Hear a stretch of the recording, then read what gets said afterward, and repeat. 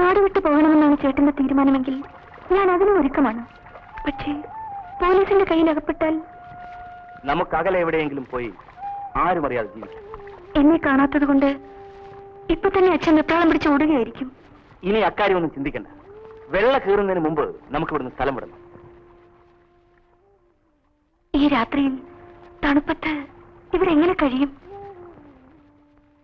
ഈ തീയേക്കാൾ ചൂട് ഇപ്പോഴെന്റെ മാറുന്നുണ്ട്. നിനക്കിവിടെ തല കഴിക്കാം.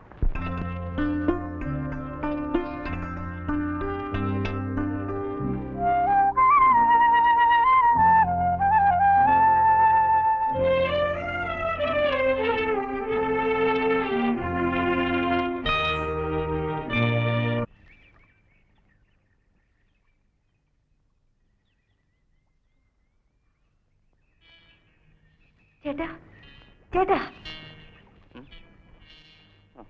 എഴുന്നേക്കൂ. അയ്യോ, നേരെ ഇത്രേ, ഞാൻ ഉറങ്ങിപ്പോയി. വരൂ, നമുക്ക് പോവാം.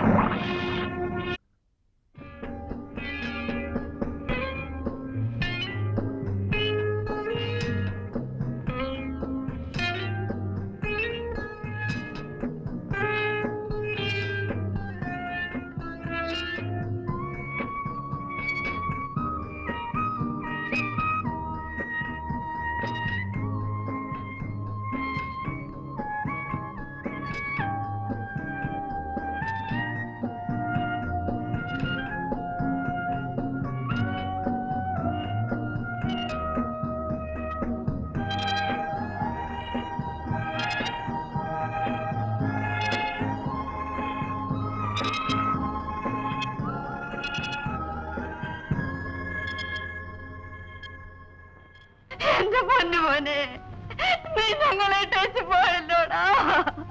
ഞങ്ങൾക്ക് ഇനി ആരുണ്ട് മോനെ?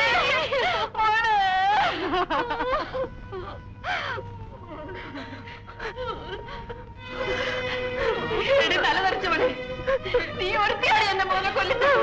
ചിലടി പടകെട്ടിച്ചവിടെ ചത്തുമമ്മി കിടക്കുന്നു. നിന്റെ തല തെറിച്ചു പോകട്ടെ.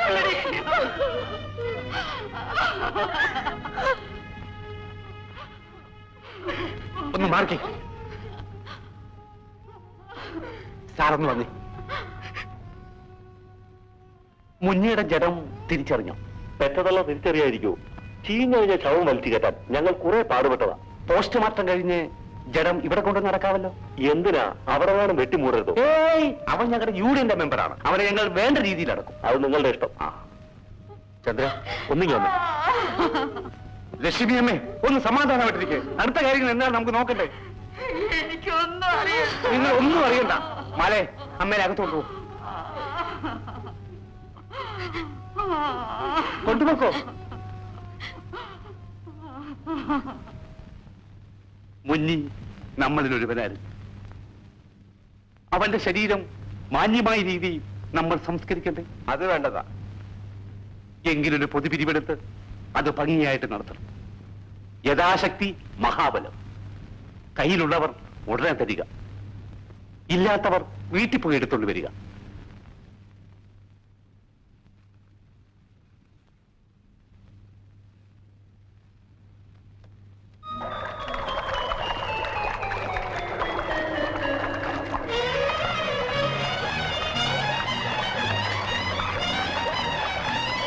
അതെ നീ പോവരുത്. എന്നെ തൊട്ടു പോകരുത്. അതെ വിടല്ലേ, വിടാനാണ് പറഞ്ഞത്. ഇല്ല, നിന്നെ ഞാൻ വിടില്ല. എനിക്കിനി ജീവിക്കണ്ട.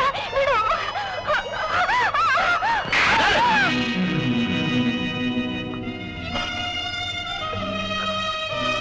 നീ എന്തിനു വേണ്ടി ആത്മഹത്യ ചെയ്യണം? എനിക്കിനി ജീവിക്കണമെന്ന് ആഗ്രഹമില്ല. ഞാൻ ഗർഭിണിയാണ്. രാധേ,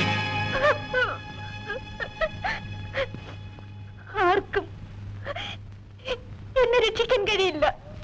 ഞാൻ നിന്നെ രക്ഷിക്കാം. വേണ്ട. നോക്ക്, മുന്നേ കൊന്നത് ഞാനല്ല. അവൻ നിനക്ക് നഷ്ടപ്പെട്ടതിൽ ഇന്നെനിക്ക് ദുഃഖമുണ്ട്.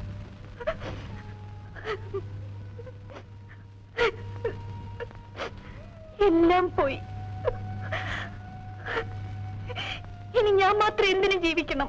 നീ മരിച്ചുകൂടാ. നിന്റെ അഭിമാനത്തിൽ ഒരു പോറല് പോലും ഏൽപ്പിക്കാതെ നിന്നെ ഞാൻ സംരക്ഷിക്കാം. നീ പ്രസവിക്കുന്ന കുഞ്ഞിനെ ഞാൻ വളർത്താം. ഈ രഹസ്യം നീയും ഞാനുമല്ലാതെ വേറൊരാളറിയില്ല. വരൂ, ഞാനാണ് വിളിക്കുന്നത്. വരൂ.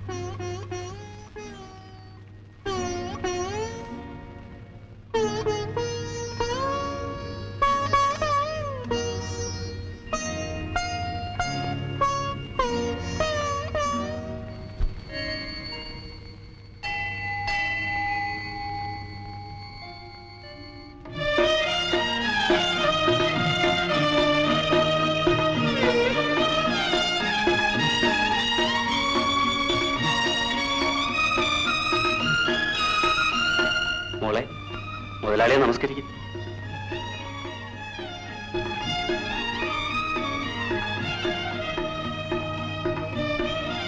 വേണമെന്നില്ല, നീ പോയിക്കോളൂ.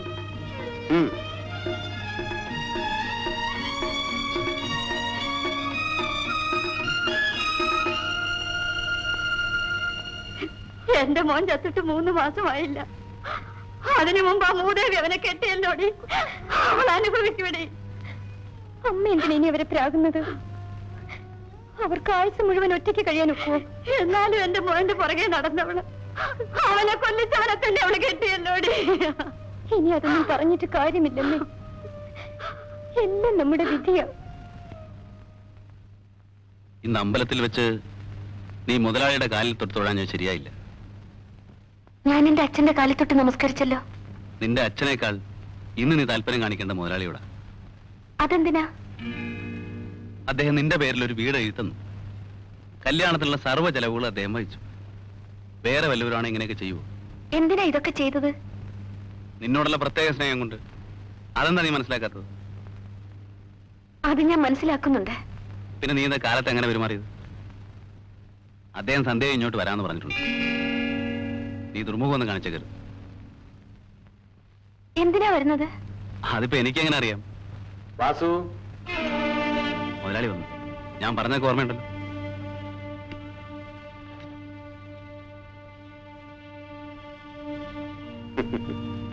എങ്ങനെയിരിക്കുന്നു? ഞാൻ എല്ലാം അവളോട് പറഞ്ഞിട്ടുണ്ട്. ഇനി ഇടങ്ങേടൊന്നും കാണിക്കില്ല.